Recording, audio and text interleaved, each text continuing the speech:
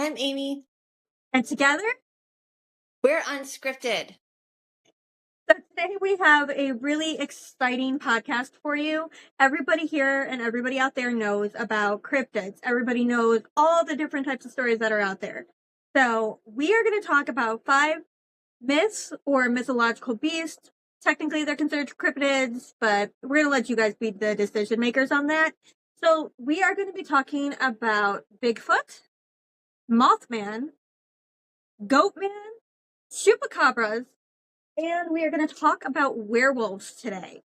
So this is a really cool podcast. I'm super, super excited to have you all here.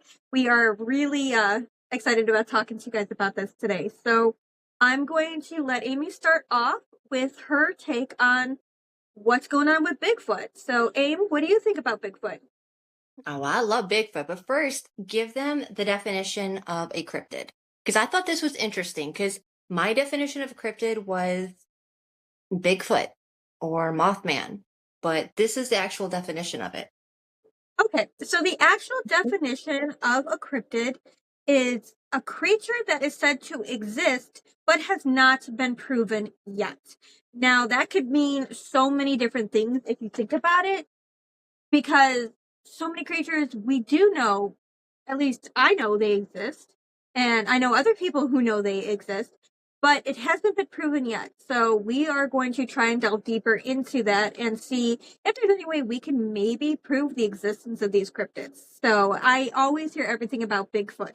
I lived in West Virginia. I have, tons of, sightings that were proclaimed out there. I personally have never seen Bigfoot, but Amy knows quite a bit more about Bigfoot than I do. So take it away. Let's see what you say. All right. Well, I grew up, my mom is a big believer in Bigfoot. And I've always, heard stories. I've always, kept on top of the latest sightings or information. So I'm not trying to say I'm biased, but I really do believe in Bigfoot. So I'm going to call it Sasquatch because I think that's more of the common name of it. I mean, people know it as Bigfoot, but Bigfoot. Sounds like a hokey name, Sasquatch is more of, I don't know, like an actual being's name to me anyway. Okay. So to me though, it's weird. So Bigfoot is kind of like a big blur now. Back like 10 years ago, you would have been able to say, okay, yeah, Bigfoot came from a gigantic species of ape called Gigantopithecus. So Gigantopithecus, I'm trying to read my note. It's kind of dark. It roamed China 2 million years ago, and its extinction was around 200,000 years ago. Bones and molars have been found, and scientists, they specify that these apes were around on average 9.8 feet tall. Huge, obviously. Yeah. So the average height of Bigfoot sightings that you hear about, they're anywhere between 7 to 10 feet tall. So, I mean, I can see the correlation, That's But crazy. 10 feet tall. That's like yeah. huge. I mean, I'm That's 5'7", so that's like over 5 the feet height taller of the than doorway. me. It's Yeah, like insane. you couldn't get in. I think, what are most doorways that you go into? 8 feet? Probably about 8 feet. Yeah. Yeah, so I mean, that's like, you can't even, I mean, my ceiling is 10 feet, so it would well, then probably there be you go. cramped hitting its head on the ceiling. That's crazy. Sorry, go Yeah. on. That's huge. No, I know. That's what I thought. Um, so they're known obviously as different things across different, parts of the world, like anything else. In Florida, they call them the skunk ape because they're known to have like a really musky, kind of wet dog almost scent to So them. Yeah, they skunk. stink, I guess. I don't know. Maybe they I should just stop calling my care kids about a flavor skunk ape, different. huh? Huh? I should stop calling my kids skunk apes.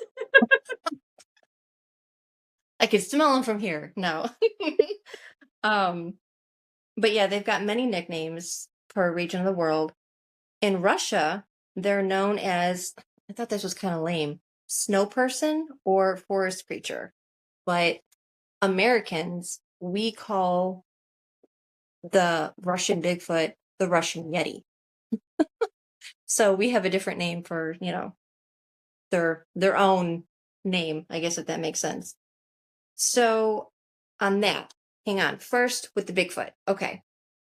Um Sightings of Bigfoot, they have been around for a long time. They've been around since probably the mid 1800s. There's actually an author, his name is David Paulides, and he's got a new book coming out. He did a lot of books called like Missing 411, people who go missing in like the national parks and like his theory on that. Very interesting read. I would definitely recommend picking up any of his books. You won't be able to put it down. It's scary. It's historical. But he's got a new book coming out at the end of this month. It's called Bigfoot, Wild Men, and Giants, and it's all about eyewitness accounts dating back to like the 1800s. So, again, been around for a long time. This isn't just, social media popped up and it's not like a Slender Man kind of thing. Like Right. Bigfoot is legit. Um, in 1924, there was a Canadian prospector by the name of Albert Ostman, if I say that correctly. And he reported that he was actually abducted by a Sasquatch and held captive for 6 days. Um, Wow.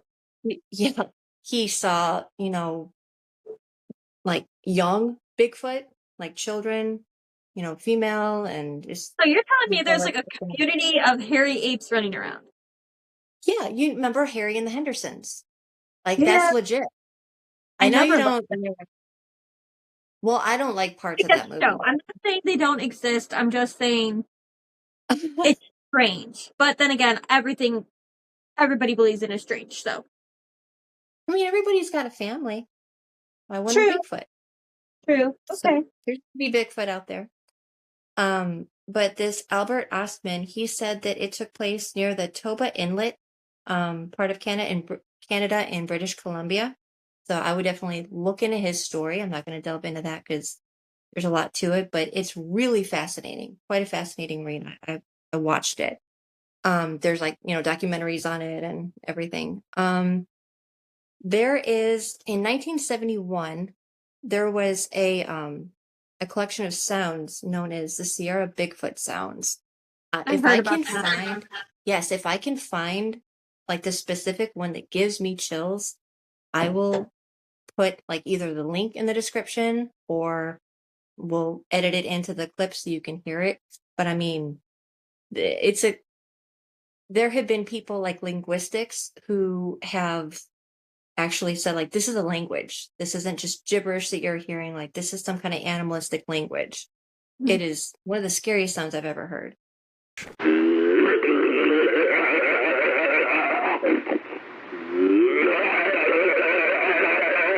Um, and so I know you're probably like, well, this is all taking place, 50 years ago.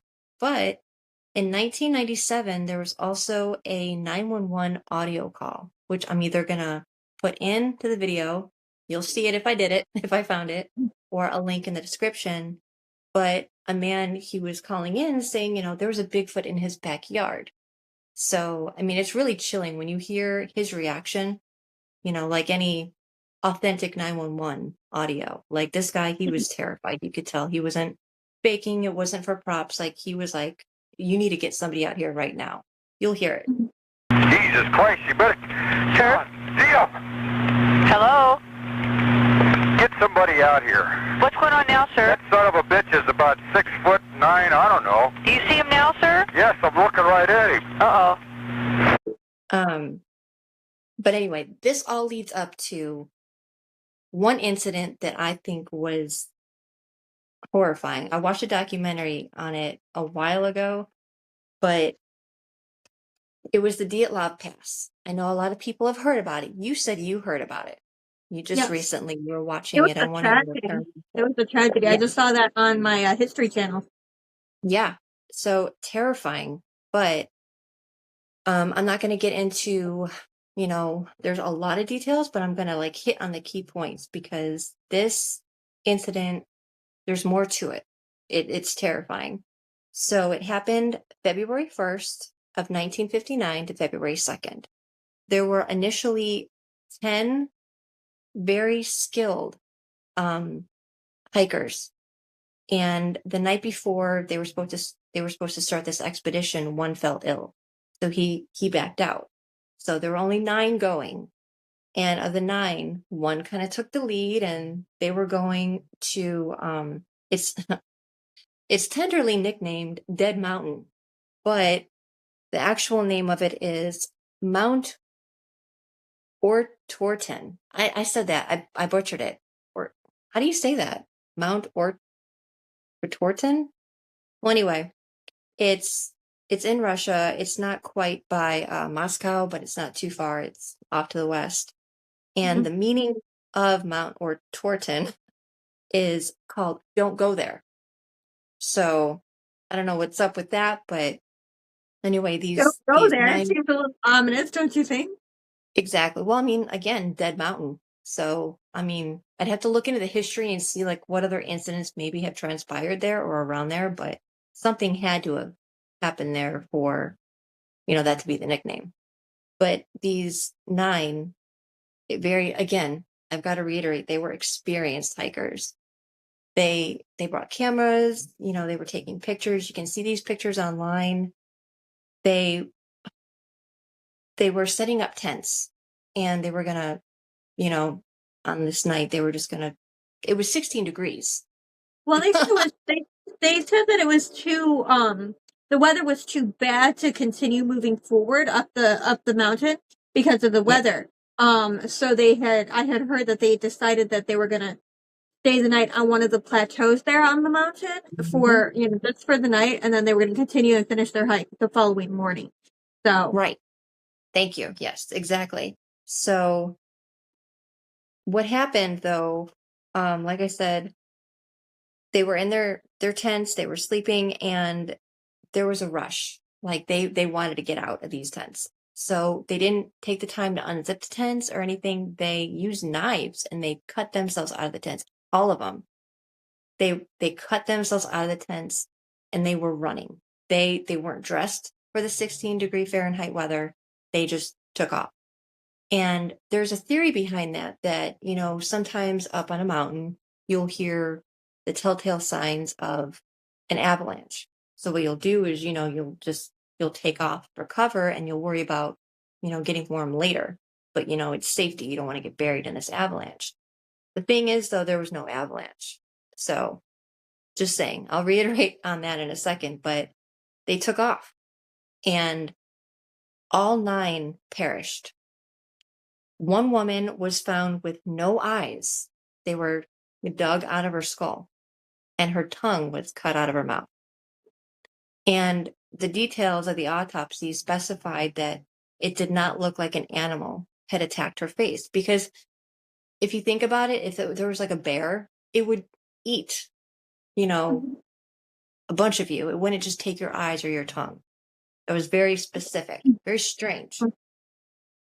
A lot of the 9, they just perished from, frostbite. They had injuries very consistent with hypothermia. 2 men, though, they were found by a tree with heavy bark underneath their nails, like they were desperate trying to climb. Mhm. So that's another telltale indicator they were running from something. Right. Um, so what else do I have after that? Didn't So they there was also say an that they looked like they were young, healthy individuals, and when they found them, they looked like they had aged like many, many yes, years, yes, something like yes, that. yeah. So there was an autopsy. The stomachs of all 9 show that they had all passed within 8 hours. So, I mean, but again, that could be consistent with the, the frigid temperatures. But their clothes, here's something really strange. Their clothes were shown to have radiation, but their skin was not. Hmm, I'm not that's sure how that's interesting. even possible. And what's strange too is leading up to this February 1st and 2nd event, lights were seen in the sky, like UFO type lights. Um, and then one of the last photos taken by these 9, it was retrieved in one of their cameras. It showed what appeared to be a Bigfoot lurking behind a tree. Now, some documentaries will debunk this and say, "Oh no, that was just it was one of the crew, just dressed up, but when you look at the picture, there's no discernible features. Like, it's not like it looks like somebody's wearing like a ski mask, or you can see eyes. You don't see any skin, which is very strange to me. I mean, especially for cameras back then. I mean, we've touched on this before, but it's like, you don't doctor up a photo, from back then, where like you can now. Yeah. So whatever the picture was, it doesn't seem right. And I'll insert that picture up here too, so you can see that. So, but what is also even more scary to me, the Russian government, they closed the case and then they sealed it. I mean, that's not a Why would red they flag, seal right? something if it was normal? If it Well, was a normal hypothermia case, why on earth would the Russian government decide it's safer to seal the case? That just seems wrong and not right. That there's something wrong. I There's have like a a theory on it. conspiracy or something there. I definitely got a theory on it. Oh yeah, So what's your theory? my theory, now I know a lot of people, because of the radiation and the lights that we're seeing, they think that, it's alien in nature. Could be. I mean, we don't know. We may never know. I believe that it could have been a Sasquatch that, they were running from. Because if you think about it, there were no avalanche warnings. There was no avalanche at all. So something caused these people to freak out and run from their tents. They just fled it in the middle of the night in 16-degree weather. They didn't take any defense, weapons. They had hatchets, they had knives, they had, they cut themselves out of the tent and they took off. So something scared them. I think they either heard something surrounding their tent walking around, they heard a call, a cry, something, and it scared them, and they took off Yeah. running. And then the fact that the two men, they were found with the bark under their nails. Why were they trying to climb a tree? And some people could say, yeah, sure, a bear, but their injuries, a lot of them, they had such trauma from the inside.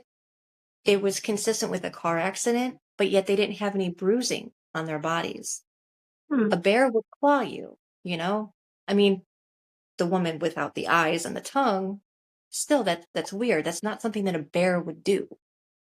Yeah, and the fact that if they were, like clean cuts, it would be almost like it was ripped out, but there was no bruising. So they had to have been, It was like yeah, yanked. they It would was like torn. they would have had to been, yeah, yanked out. Like they would have had to been, either Yeah. surgically removed or by a creature that knows how to do this without causing injury. So if it's really fast, I'm sure that's probably going to be minimal injuries. But who knows? That's creepy. I know. That's what I'm saying. So it's like when you put all the details together, and then the fact that the Russian government closed the case and they sealed it, that tells me, because I believe that the government knows, obviously, that, Bigfoot exists, certain cryptids exist, and they're not going to, let us know. We're going to Because definitely have to document our conspiracy theories in one of these podcasts. I'm saying, yeah, because I feel like in modern day, like today, I feel like we're living in like a cabin in the woods kind of situation. Like the government knows about these mythical creatures. Like, oh, haha, look at people are starting to see Dogman. Like, and it's got me wondering, like, are these things that we're gonna have to worry about offing us? Right. Like, I mean, McDonald's is scary enough. Like, Right? processed foods and whatever. Like, now we got to worry about cryptids potentially. I don't know. But that is my spiel on Bigfoot and my theory on the Diet Lab pants. That's what I think happened. What do you think happened? I'm not exactly sure. I'm kind of more thinking of like along the alien route. And I only bring that up because with aliens, they did all those mutilations on the cows where the eyeballs were removed, their tongues were removed, their reproductive organs were removed with no surgical intervention whatsoever. They just didn't have them anymore. And that was all based on, they're talking aliens on, if you look at, obviously, Skinwalker Ranch is a common, everybody recognizes Skinwalker Ranch, but the way that the cows were mutilated sounds very similar to the way that these mountain climbers were just, disturbed. But we didn't get too much detail on what actually, what other injuries that were sustained by these individuals. So if they check and see if reproductive organs were taken, or if they check to see if there's like any incision marks, I mean, then I think it would be more alien in terms of there's radiation on their clothes, but not on their person. So Yeah. their eyeballs being taken, the tongues being taken, body parts, unusual body parts that are taken without any tissue damage. I think that's more of like a mechanical intervention, which could be alien in response. But that's not to say, it might be Sasquatch. It, like I was saying, if Sasquatch like rips your tongue out, I mean, if he does it quick enough, there probably would be less damage, but you would probably see more in the throat. So I'm not sure. Right. I'm not sure on that one. I mean, I think that Bigfoot is a possibility, but I'm leaning more towards the alien intervention on that one. But Yeah, I living think in that, West Virginia, we've got a ton of people telling me that they would see Bigfoot and Sasquatch. They would see him wandering in the woods, and I would always question them, saying, "Are you sure it wasn't a bear?" Because we had bears in West Virginia, and they're like, "No, this was bigger than a bear." I'm like, "But bears can get up to 9 feet, if they're on their back legs." And they would tell me, "No, these were on their back feet. They would be about 10 to 12 feet." And then they would be walking like a bipedal person, and they right. would be leaning over the trees and looking over the trees. They are more humanistic in nature as opposed to Yeah. walking on floors like a bear. So I'm not sure. I mean, that's a good one. So it could very well Interesting. be Sasquatch. Huh? I said it's interesting. Like when you It's really think very, about it. it's very interesting. Very. So I don't know if we'll ever know. I think I'm gonna have to go cryptid hunting and see if I can find one for myself. I think that'll help me feel more, you know, I don't know if I got the I don't know if I've got the courage to go with you. I'll But take pictures. I have a good phone. I'll take pictures. okay. Nice. So what do you got? Okay, so even though it's not Bigfoot, which is awesome, I actually want to briefly touch on the Goatman legend. So Goatman, the myth of it. So according to urban legend, Goatman is a creature that resembles a goat-human hybrid. It's often credited with canine deaths and purported to take refuge in the woods in Maryland. That's when it was first, discovered, was in Maryland. So in May of 71, a student completed an undergraduate folklore project on the Goatman, and it was later added to the Folk Life archives. So basically, the Goatman, and I know there's been a lot of different takes on what the Goatman is. It could be demonic. It could be just a science experiment gone wrong. There's so many things that Goatman could be, but nobody really knows what he is. They just know he's a half human, half hybrid thing. But in paranormal readings, Goatman he's commonly claimed to have a human face but a body covered in hair. So Goatman was rumored to freak people out. He liked to scare people. He would climb on this one bridge, that he didn't want you on, and he was an aggressive cryptid. I honestly think he is more of a paranormal entity, and I think it's a warning for people. But I don't necessarily think it's a bad warning, like don't cross my bridge. I think it's more of a beware type thing, where beware, things aren't always what they seem. So I believe that the Goatman is almost like a ethereal creature that actually wants to help people. He's not really there to scare people. But there's too many people now, Ghost Adventures with Zach Baggins, which, by the way, no offense, I like Ghost Adventures, but not my favorite. I don't think they understood the depths of Goatman. They posed him as a demonic entity that wanted to hurt people because a woman and some other people went and hung themselves on that bridge. So they Yeah. feel that because of the deaths that were on that bridge, it caused Goatman to become a demonic entity. I don't think that was the case. I think that Goatman was just there to help them cross over, kind of like a Grim Reaper type thing. A Really? foreshadowing or forewarning. Yeah, I think the Goatman is not as incredibly horrible as people make him out to be. What He have you known terrified me. about Goatman? Well, there's a place here locally. It's not, well, it's kind of far from me now, but maybe like 45, 50 minutes away from me. But it's they call it Goatman Bridge, but it's not like the initial, like it's not what you were talking about. But I've heard stories where actually firsthand accounts where I've had a friend and she'd gone with another friend and they were just trying to, check out the legend and they were close to like these railroad tracks and they heard what literally sounded like hooves running and they freaked out because they're like, is that a horse? But there wasn't a Right. horse, there was nothing, and they bolted back to the car, but Mhm. they were too afraid Yeah, to I turn mean, around. they claim that when the goat man is near, he you can hear him, trying to talk, but you can't understand what he's saying. It's more like almost in a different type of language. If you go back to like mythology, he would fall under the category of like a satyr or faun character. And Really? that would be like a woodland creature. They have their own sense of talking and conversations that we as humans wouldn't understand. But there's been a Okay. lot of talk about when you go to Goatman's Bridge, you will, when you know he's there, you get this chill, you hear hooves, you hear some type of like almost like a screech you can hear, and clicking. You'll hear a lot of clicking. And that's when they say the goat man is there.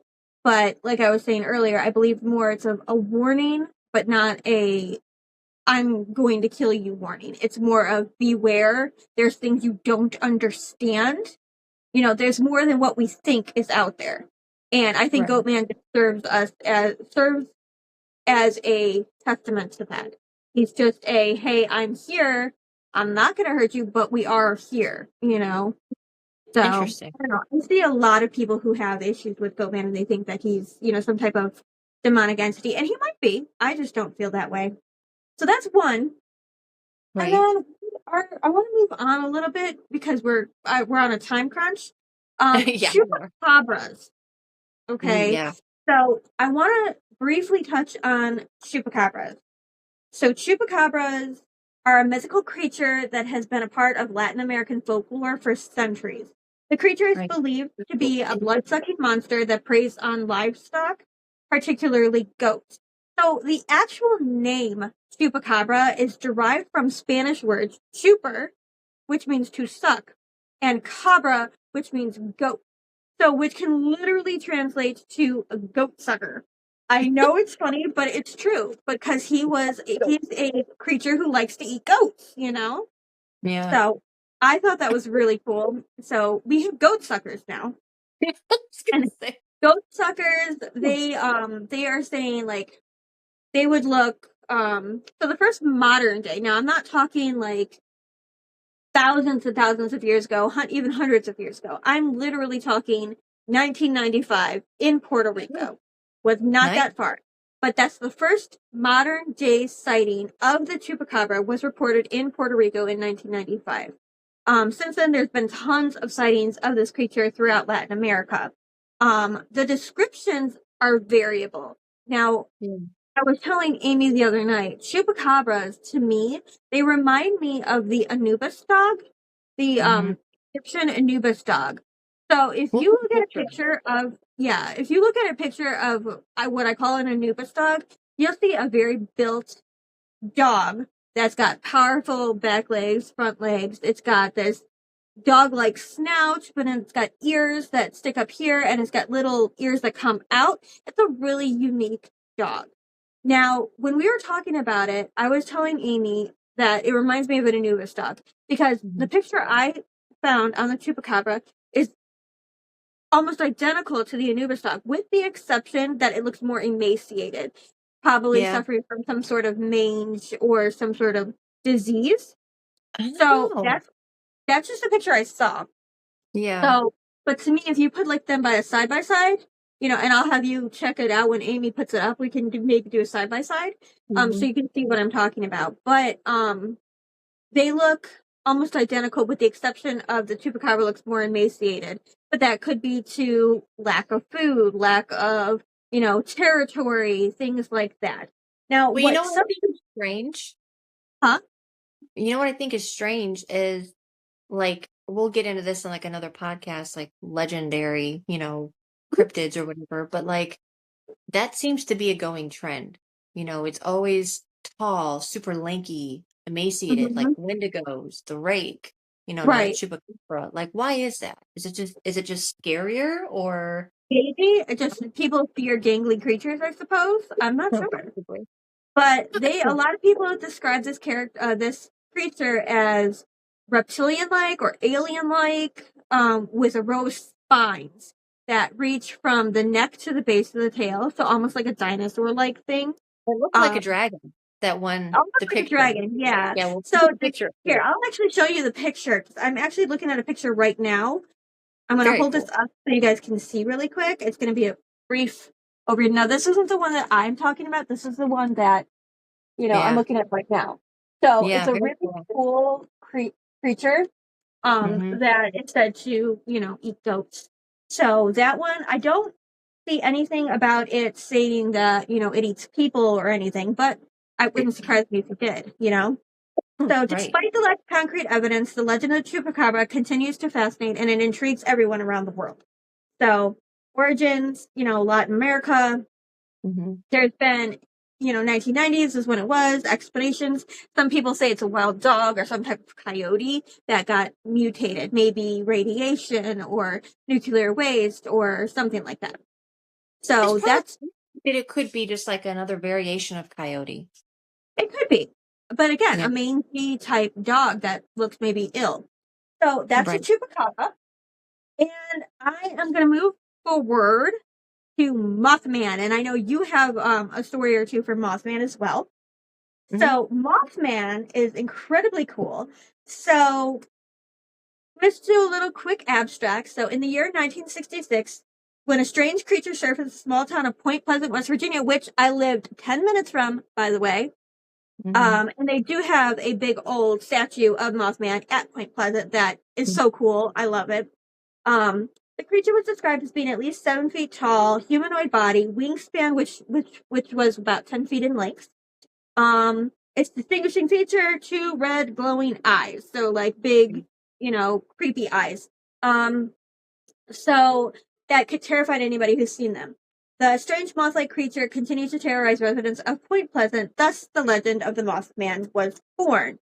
So, briefly, what is Mothman? He's a creature that was thought to inhabit an area just outside Point Pleasant. Winged creature first appeared November 12th, 1966, in front of 5 men who were digging a grave in Clendenin, I can't talk, West Virginia. So, they just described it as a creepy wing-like creature. A lot of people have distorted it and said maybe it was just a giant owl or a hawk or something along those lines. I Right. personally have never seen a 9 foot hawk, so that would be interesting. And It would I be. personally have, huh? I What'd said, you yeah, say? it would be.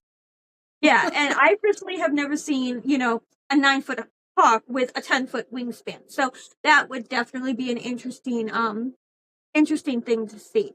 Now, Amy, you were telling me that when you were reading about the Mothman, you are under the impression he was a like a bad omen or something. Yeah. So obviously Chernobyl, when that happened in 1986, there were reportings of seeing, they called it something else. They didn't call it Mothman. They called it like the blackbird of Chernobyl. And it was a black bird-like creature, very, like you said, kind of like a hawk, and it had these glowing red eyes. And there were Mm-hmm. pilots in Chernobyl, and they had reported seeing this, days before, the actual plant exploded. So Uh-huh. what I thought was interesting is the actual definition of the blackbird of Chernobyl. It's considered a supernatural creature that some say was seen days before, like I said, the 1986 Chernobyl disaster. It's described as a humanoid with giant wings, a black body, and glowing red eyes. People in the Chernobyl nuclear power plant control room, they claim to see it. Um, Hey there, Amy from the future. My camera cut out mysteriously, but what I was saying there that Sarah was responding to was that witnesses reported nightmares, threatening phone calls, and first-hand encounters with the A blackbird. threatening phone call. Yes, Sarah, my dear, a threatening phone call. I disappeared. Am I That's here okay. again? A threatening phone call. Did you say a threatening phone call? Yes, I didn't understand what that was. I'd have to look into that. See? My phone died and I said threatening phone calls. Mothman's after me now. Great. Oh yeah. How dare you? What is up with this? Why is it attacking me? I feel like such a victim. But there were also firsthand encounters with the blackbird. Firefighters and other first responders saw the blackbird flying through the smoke after the Chernobyl disaster. And some say the blackbird, like I said, was a form of the Mothman, a creature that signals impending disasters. But that made me think, why not all disasters? Why just Chernobyl? Why just the bridge collapse in Point Pleasant? We've got Mhm. hurricanes, we've got EF5 tornadoes, we've got wildfires. Are Well, they maybe still maybe it's because it was due to the nuclear power plant explosion that he actually was created from it. Maybe they got their timeline wrong. And this could it's just a what if. What if he was created from that Chernobyl incident? Like perhaps he was like an impending entity, but became flesh when the nuclear radiation got to him. You know what I'm saying? Like, you know how right? people sometimes see like their guardian angels or Grim Reaper before they pass? But it's a Yeah. figure, but they don't see the real thing. But because they already saw this figure, possibly the Chernobyl incident is what created it, manifested it into reality. That's interesting. But you know what I thought was scary too? Is that some people say that everybody that reported seeing this blackbird had passed away from radiation poisoning. Hmm. I know. Interesting. Yeah. That sucks. Yeah. I don't like that at all. Oh, and you know what also was scary that I heard about Chernobyl? The 1986 disaster, I'm reading this verbatim here, at the Chernobyl power plant transformed the surrounding region into the most radioactive landscape known on the planet. It will not be Mhm. inhabitable for humans for at least 20,000 years. Yeah. But yeah, I had people no still idea. sneak in there. I've seen people. I I've heard know. stories about people sneaking into I the know. ghost town. They call it a ghost town. Yeah. So that's crazy. Terrifying. So I mean, we're gonna have to leave that up to the people who watch this to see what they think of Mothman. I know there's gonna Right. be tons of stories about Mothman. But then Right. that leads to our final cryptid for the night. We're already a little over our time, but we're gonna briefly talk about werewolves. Now, werewolves, the name werewolf is actually from, let me pull it up really quick. Werewolf means, I can't type today, so don't mind me. My light is dying. Where's my light? I have to turn on. Well, maybe it's the Yeah. Mothman. It is the moon. I'm telling you. Coming after me. I spoke its name. Knock on wood. So, Something. werewolf is a two Greek words. So it's lycos, meaning wolf, and anthropos, meaning human being. So that's in Greek. So a werewolf is a lycanthropic creature. So we know werewolves only because of, modern day society's movies and, Michael Jackson Thriller turning into Oh, a yeah. werewolf. I You forgot know, about that. we don't know a lot about werewolves. We don't know if they truly exist. We don't know if werewolves are actually, out there. But there's I so like to many believe people they that, do. huh? I like to believe Which, they do. oh, I mean, I would love to believe it. And from people close to me, they claim that there are groups, like lichen groups, that they form and perform like wolf ceremonies, but they look at it as more of a spiritual journey into lycanthropy. So they are, spiritual people who worship wolves, act out like wolves. Some people in New Orleans, specifically are, can somewhat transform, or they claim to be able to transform into partial wolves, but not complete. Just saying, it's hearsay. It's something that I've been told. I don't know if it actually exists or what. But anyway, the story I want to briefly hit on is DeMarcus. So DeMarcus Yeah, was an that was Olympic. scary. That What? one was scary. What, DeMarcus? Yeah. Yeah. So DeMarcus is an Olympic boxer from Croatia. He is said to have changed his shape. Excuse me. My throat's sore. I'm so sorry. That's okay. I keep So he coughing. is said to have changed his shape into that of a wolf at the festival of Lycaea. So only to become a man again after 10 years. So DeMarcus, back in the Greek mythology, DeMarcus had sacrificed a child. He killed a child, and he opened up the child's entrails, and he tried to serve that to the Greek god Zeus as a meal. Zeus, in turn, got pissed off and transformed DeMarcus into a wolf because of, the behavior that he did. He was trying to show up Zeus by trying to get him to eat some kid. And you don't piss off the gods. So, and what he did was he pissed off the gods. Yeah. So, it said the young boy was killed and it was consumed by one of the participants. In this case, DeMarcus. As a result, Zeus transformed the cannibal into the wolf. So he said that DeMarcus was a cannibal, turned him into a wolf. So, according to Pausanias, the werewolf could once again live as a man if he abstained from eating human flesh for 10 years. So we don't know if he actually abstained from it. I don't see what happened to him, but it looks like he may not have done, that. And he is the first werewolf to exist because he refused to not eat human flesh.